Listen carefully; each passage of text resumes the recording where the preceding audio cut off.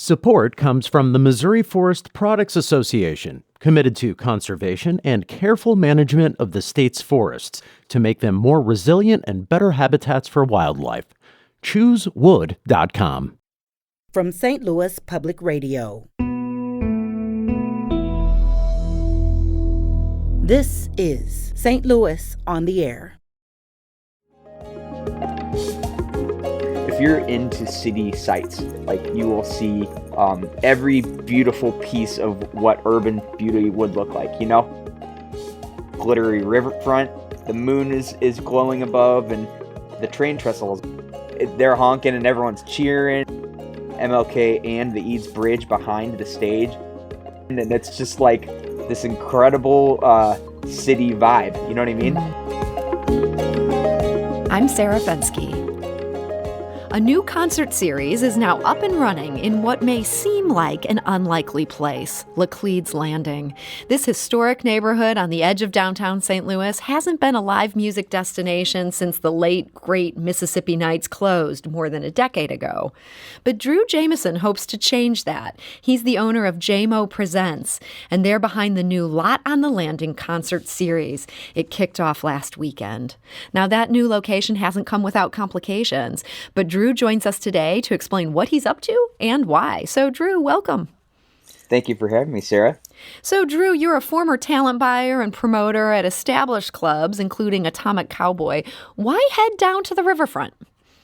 Yeah, so, I did have a brick-and-mortar location pre-pandemic, but we were all forced into some changes during that time, and a longtime dream of mine was to do these pop-up concerts in areas within the St. Louis city limits that would kind of just showcase different corners, kind of get into places that are underutilized, so to speak. So for Laclede's Landing, I actually only went one time myself as a younger music lover, but I really loved it when I did go. I've heard just amazing stories about it, and also this beautiful riverfront doesn't get utilized nearly enough, and I wanted to try to help change that. So. You mentioned you had done some of these pop-up concerts, after the pandemic shut down all these traditional venues. You'd hosted some things outside even before this. What was a part of that? Yeah, the first one we did was called The Lot. So this is kind of like the sequel to that. The newest one you introed so beautifully is called The Lot on the Landing. So when we did The Lot, it was over next to Busch Stadium, which has a bit more just like built-in security and just the landmark, easy to get to. I mean, we were in between both 40 and 44, so it was just like really easy to get people to know where we were. And it was just at a time when St. Louis needed this so badly, live events that were safe, and we followed all COVID protocols. We worked together with the health department very closely and ended up even, getting phoned to help with some different plans throughout the way. So we did some really great techniques that worked and made people feel COVID safe. So those events were small, 250 people, but we sold out almost all of them and paid some musicians and got some people working. I had about 20 employees down there. So, it was just real good, feeling good moment. We also donated to some charities for that one because we really wanted to just kind of give it all back on that project, you know what I mean, as much as we could. And so we raised about $5,000. The artists of that night would choose the charities. Since then, I went over to City Foundry, where it was much more, different times. This COVID thing changes the perception of ticket buyer consumer behavior just pretty much every single day. So some days it's gone really, really well, and other days everyone's afraid to go out. And, so all the points in between have made it a bit more unpredictable. So when we got our name out there with The Lot, and we kind of got into the more basic concert promotion strategy over at City Foundry, and it was really there to help promote City Foundry, which is just incredibly, I think they're doing very well this past few weeks on their opening, but it was a bit of a soft opening for the food hall that was to come. So that was kind of the thoughts behind that. And then fast forward to now, like I said, the Riverfront, I think it needs some love. Downtown St. Louis has a bit of a stigma right now going on with crime and stuff, and some of it, of course, has facts to back it up. And I think the challenge of getting into this neighborhood and making it a safe experience, which we felt very much we have done here the past first week and going into the second week. That's where we're at now. So So you mentioned downtown and some of the issues involved with it. And there certainly is this perception right now amongst people who don't live in the city that like, whoa, I don't know if I'd go downtown. How do you push past that and get people willing to make that trek to come to not just downtown, but kind of this corner of downtown that can be a little harder to get to? Yeah, so it's, for the record, when you finally figure your ways in and out of this neighborhood, it's really easy to get into, but it is difficult to possibly maybe go over the bridge by mistake your first time. I must say I did that once or twice. So, but yeah, to answer your question here, that there's this initiative that Greater St. Louis made publicly with the mayor's office just about a week or two ago, and it kind of aligns perfectly with the thought. And I'm not really in on those discussions on the top level, but the whole concept is safety is created by events. Events create safety, so to speak. In that, when you bring in security force and like police force and all of the extra elements that you are required to do to host a responsible event, then come all hundreds and maybe thousands of people, depending on the event, of course. It really does stop a bit of the criminal activity that may have been there if nothing was going on at all. Yeah, You know what I mean? people looking for troublemakers aren't going to come to a place that has security guards and a whole lot of other people there. They're looking to maybe pick off places that are less populated.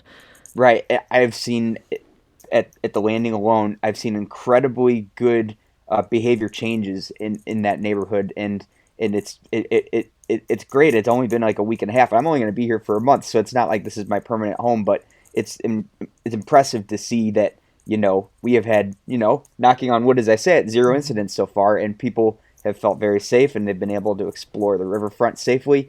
That's a really good feeling so far. Yeah, that's great. And so it sounds like, this issue of gun violence that's an issue across downtown. This has not at all been an issue for you. But there is one issue that you have had to deal with this location that wasn't an issue for your other two pop-ups. And that has to do with the fact that there was an encampment for homeless people, I should say, an encampment for homeless people right in this area. At what point did you realize there was this riverfront community that's kind of right there on the landing? Yes, so just to subtly and humbly correct you on that, there was a tent encampment near City Foundry, and we didn't bother anybody then, and no one bothered us. And so this was an issue that was previously on your radar in one of your previous pop-ups. I wouldn't even call it an issue. We didn't have any issues at all. It was a fact of, the unhoused situation is a big crisis in St. Louis, and people are all over the city are unhoused. You know what I mean? So it's definitely overall a bigger problem than just this concert series. But to talk specifically on the concert series, I've gotten to know the Riverfront community very much over the past several weeks. We are getting along very well. There was never any efforts to evict, so to speak, anybody, but like there was a misunderstanding that did come out with an activist group called Tent Mission SCL, which I've also gotten to know very well, and we've come, I believe, to a good place right now, and I think they would say the same too. And they're setting up at our events and raising funds and generating awareness and having some success with that as well. We gave a smaller contribution as well to help start them off, and JB from the Riverfront community I talk to every day. So when it comes to like where they were when we looked at the property, I have come to realize on my own that this community has moved around in the Riverfront area depending on the time of year possibly. And when I had first come, they were over tucked behind the flood wall, which was not anywhere near the area. Well, excuse me, it was near, but it was not within the footprint of what we're looking at. And so when we started to quote unquote break ground on our pop-up venue, which doesn't involve much construction at all, really just bringing in assets and aligning the temp fencing and all that type of stuff for ticketed events, they had relocated. I think there was some MSD sewer work that relocated the Riverfront community to the pavilion, which is the people call it the Port Cochere as well, and it's also just the old Admiral boat. It's got a roof, and I can see why it's an appealing place to have that encampment. So when that became when that progress was made, we quickly changed our plans. We moved what we had planned for that area. I didn't have the means to to provide a different accommodation for anybody. So there was no, we wanted them to go untouched. You know what I mean? So yeah, and there was a misunderstanding there for a bit, but as I said, we've really gotten to a good place, and I consider some of these people friends, in terms of just like peaceful dealings, and everyone has been very respectful, and I hope they would think the same of us, So Tent Mission STL, that's kind of the activist group that seeks to advocate for populations like this, and including this one. They released a statement last weekend, and they acknowledged, that there had been some misinformation out there, and that, it wasn't exactly clear what had been going on, but that now, things were good, that they were working with you, they were happy with what you were doing. But they also said in this statement, they said that you, Drew Jameson, met with the Riverfront community, and that you said at that point that your lengthy refusal to meet was, quote, due to explicit instructions by Mayor Tashara Jones's office not to engage in dialogue with unhoused representatives from the Riverfront community. Is that something that the mayor's office had conveyed to you? Don't meet directly with these guys. Well, I think it comes down to this. I can't accommodate any actual demands with city resources. I'm a very small company. I don't have much pull, so to speak, in this big political clout type way with the mayor's office. So it was, my understanding was that there were negotiations being had, and I would have been getting in the way. And that was what was asked of me, is to not get in the way. And so that's something you sought to respect, but at some point it became clear, hey, these guys are here, I'm here, we got to talk. And my contact over there, I let them know I have to say something at this point. I have to address these people in a direct way, and we did, and we quickly got along. So, yeah. So that's great, yeah. And so you guys and are no now... one was ever going to get evicted because of these concerts. I do have to say that. If there was any movement, it would have been with a consensual, like, we have a place for you to live, happy ending type way. You know what I mean? Like, I can't say enough. I'm not this for-profit, big developer, business type guy. I'm very much heart on my sleeve musician that does work in the music community, and we want everyone, human rights matter. You know what I mean? Like, so, yeah, can't say that enough. Well, I'm glad that you have come to this understanding, and it does sound like, from additional reporting we've done on this, that people are feeling good about the arrangements that you've made. So that's a real credit to the approach of this concert series. And so I want to mention one thing before we talk about how last weekend went, and that's that St. Louis's original blues festival has been held on the historic Laclede's Landing. It does not go all the way back to Mississippi Nights, that there has been not live music here. However, it's been a few years since we've had that, and so you're certainly bringing something back. So you've brought it back. How did it go last weekend? I think for a lot of reasons, it was a little bit of a slower start, but we've seen some life, which is good. We've proven our plans and staffing and layout and footprint can provide safety, which is really good. And our first test will be tomorrow night with the Dead South, and I say that meaning that we'll have probably 800 people down by the riverfront, and it should be a really great, fun time. And I that's going to be the dream coming to life, so to speak, Yeah, so a lot of tickets have been sold for this Dead South event. Yeah, it's been going really well. That's exciting. And a few other ones will do well as well in the coming weeks. Keller Williams is doing a Grateful Grass, which is the Grateful Dead tribute. His show's selling well, and Aaron Cam and the One Drops. And then we have some free events that I think will also bring some great crowds too. So that's exciting. And even if people aren't a fan of these bands, I think it's worth noting, you have mentioned this is just one of the most scenic views in the metropolitan St. Louis area. Tell people what this site looks like when you're actually down there for an evening concert. I'm glad that I'm getting a chance to explain it, because I really do think it's incredible. So in the middle of firstly, I think it's important to say that Lumiere Casino has been kind enough to allow us to a park on the former grounds of Mississippi Nights, which is now the Hotel Lumiere parking lot. So we have this like entrance that's you park at the top of the hill on First Street, and you come wrap around the old Sundeckers and walk down Dr. Martin Luther King Drive. And as you're walking down, you're seeing Riverfront and Jamo staff and signage, and just like throughout the night, it turns into this glittery river, and the moon is glowing above, and there are both MLK and the Eads Bridge behind the stage, as well as just walking down to your right, you just see all these like if you're into city sites, like you will see every beautiful piece of what urban beauty would look like, And the train trestle is also.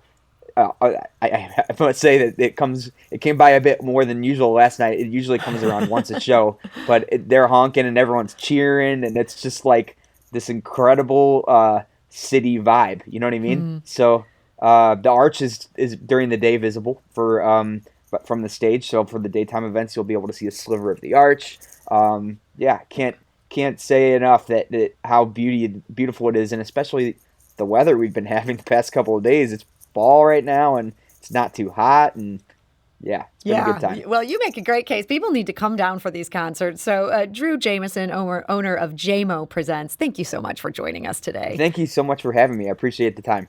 And we want to go out of this conversation with just a little bit from the band that's playing this Saturday at the Lot at the Landing concert series. This is the Dead South.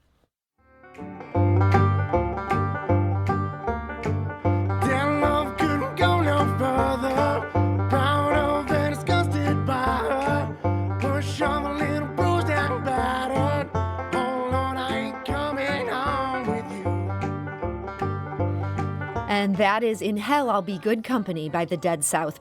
The Lot on the Landing series runs through October 10th. Tickets and details are at jamopresents.com/the lot.